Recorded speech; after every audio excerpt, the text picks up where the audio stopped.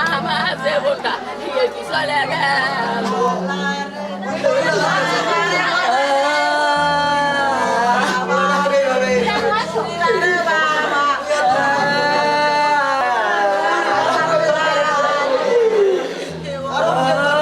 আমাদের গাড়ির তেল শেষ হয়ে গেছিল, সেতু পার হয়ে যায় আলিঙ্গার কাছে।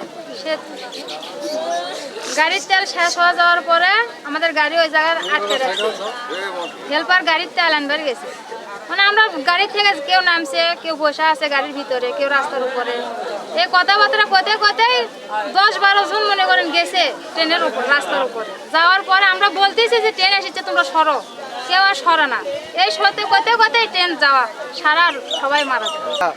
ওখানে একটু ওই রেল লাইনের বেড়াতে গেছে, ট্রেন আসে মনে করেন একবার আর চাপা দিয়েছে। ওরা মানে দৌড়ানোর সময়টাও পায়নি। গরিব মানুষ, এখন অসহায় মানুষ, গার্মেন্টস করে খাইতো, এখন তো তারা সপরিবার সবাই শেষ হয়ে গেল। এখন এদেরকে কে দেখবে এবং কে তাদের খবর নেবে? নাই তো, নেওয়ার মতো কেউ নাই।